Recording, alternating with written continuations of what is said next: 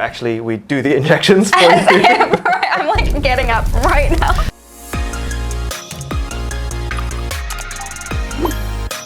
My name is Dr. Stefan, and I'm here with the very beautiful Shareeta.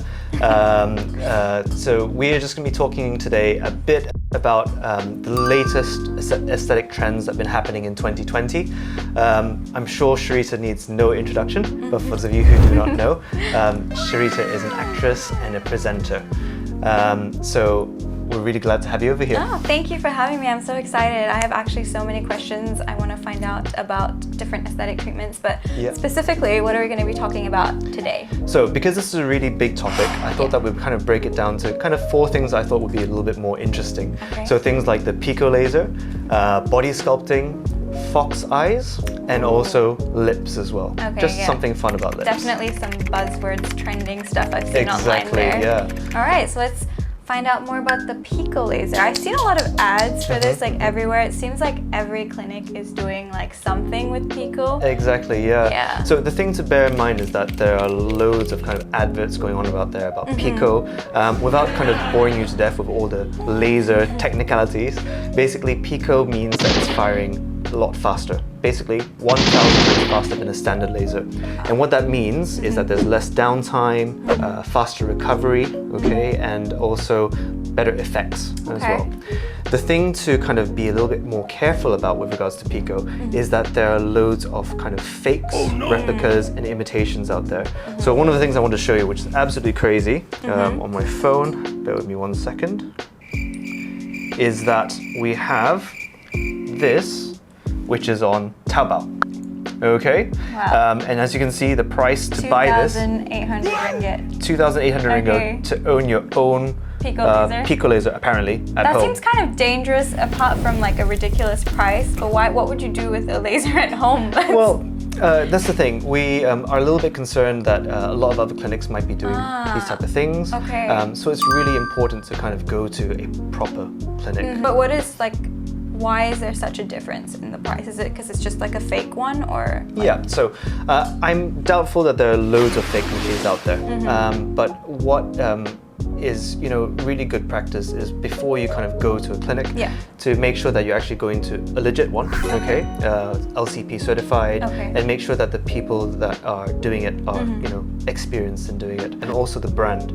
So for example, we have the Pico Shore over here, and just to let you and give you an idea, Pico Shore is one of the most expensive lasers out in the market. So obviously, if you're going to pay for a Pico Shore treatment, it is going to be a little bit pricier compared to other places as well. Okay. Yeah. You know, but I feel like everyone's always like looking for a bargain, and when you see those offers, like you're tempted to like try it. But what are some of the risks if it does go wrong? Say if you go for like a fake machine with like a not licensed place, like what's the worst case scenario? That's a really good question. So when you go for kind of lasers, lasers are very, very powerful devices, and if you don't use it in the correct way, it can actually lead to kind of very big problems. Like say for example, it can burn the face really badly, or it could have no results as well. Obviously, burning the face really badly is a lot worse than having no results, and that's what we worry about. And actually, I do see this quite a lot. We do have people that come in and say, oh, I've got this burn on my face, I did a laser, and you know, we have to try and fix it afterwards. So that's my kind of best advice. Be careful when you're out there. Yeah, definitely gonna pick the right place, a reputable place, a licensed place. Oh my God. So yeah, that's kind of the whole thing about Pico. That's why Pico is so popular, you know, is this advanced laser.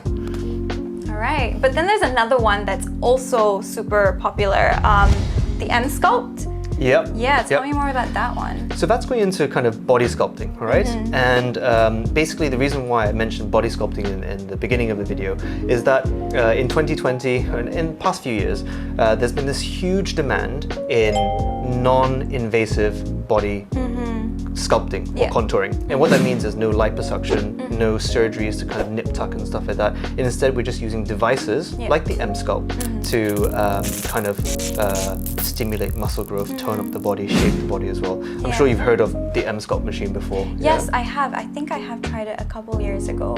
Okay, all right, probably fantastic. when I really didn't need it at all, but I was like, I need to just try this new thing. In the sense that you have to be kind of the right candidate to do it, because some people who maybe have a little bit bit more fat, let's say, on the abdomen, when we target the abdomen, they might have a bit too much fat, which will cover up the effects or benefits of doing the M-sculpt, because we're building muscle in that area.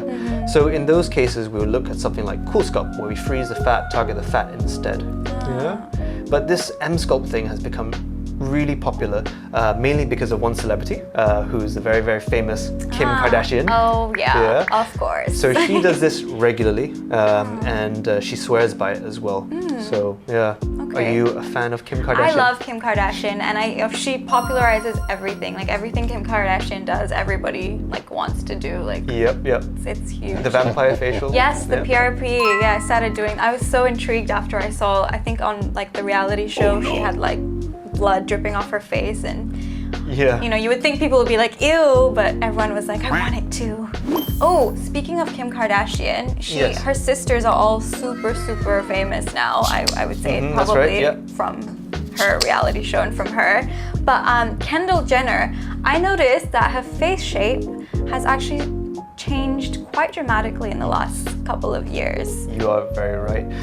One of the things that you might have noticed, and this is why we brought up the kind of fox eye look, is that her eyes have changed shape. Okay, so it's the eyes that's really, the fox eyes is what is giving her that oomph now. Yeah, so the Americans seem to be calling this, it seems to be getting very popular amongst the celebrities over there, to have this kind of fox eye look. Yeah. And what let me just show you what this kind of looks like. They're all starting to look kind of... Over here. Yes, that's what it is. So you can see that over here, her kind of eyes are kind of tilting upwards a little bit over here, and also her eyebrow is actually going up as well. Yeah. So this is what they call the fox eye look, or foxy look, cat eye look, all these kind of equivalent things. Yeah, it looks really good. I like it. Yeah, is that something that you consider doing yourself? I would actually, but I'm really scared of like any kind of like pain. I don't know if you probably know that having treated me, but is it painful? How is that procedure actually done? So you might have heard of face threads before, okay? When we actually use threads, put them inside the face, and we use the threads to kind of lift up the particularly lower part of the face and cheeks.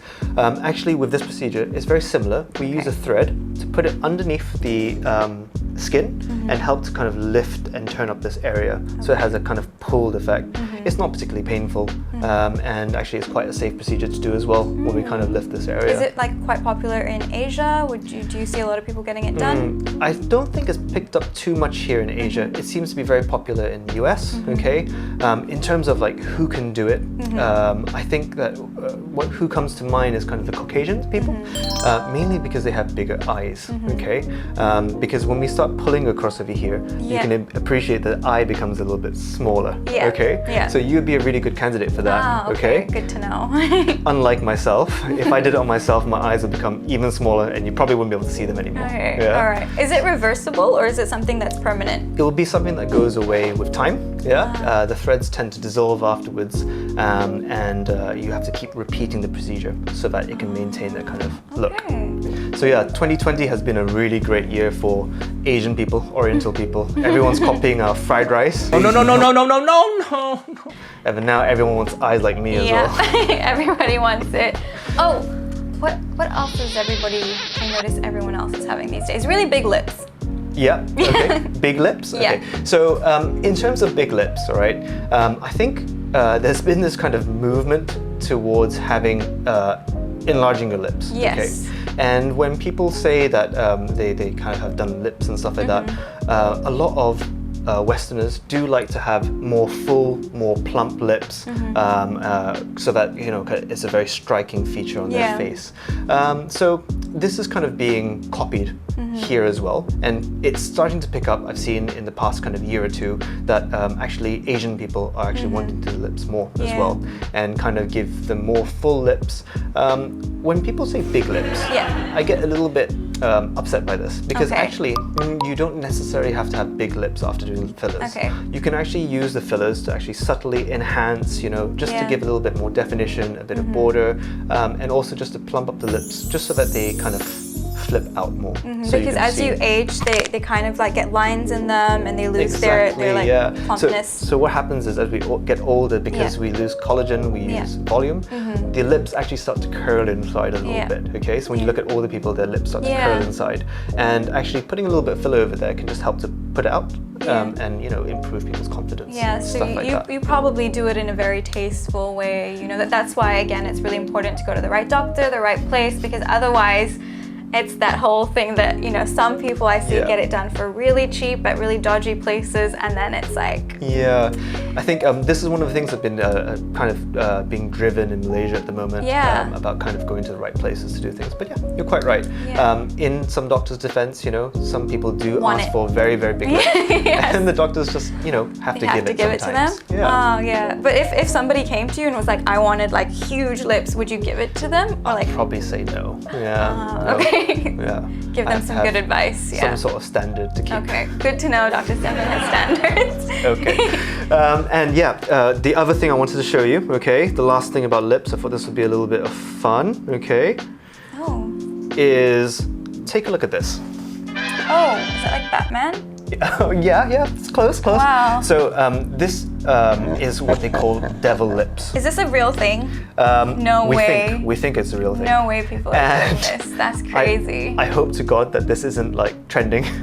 I know I've put it into the trending 2020 talk, but gosh. At the same time, I'm really curious to see if actually anyone will come to me and ask me to actually get this done. Would you say no? Yeah, I would say no. Okay. Yeah. This is bizarre for me. Yeah, that's so weird. But yeah, this would be, I guess, achieved with fillers. Yeah. No, let's put that away. I like the when you mentioned it earlier about just like a light plumping. Really? That was the right way to go. Let's not do this. Because I was just about to say that if anyone could pull it off, it would be you. Oh, really? Yeah. I don't think so. I think this look is something that you could pull off, and only you could pull off. Okay. So I just wanted to thank you for actually agreeing with the team to allow us to do this for your lips. Oh my gosh. So we're going to go on to the second part of the video, where actually we do the injections for you.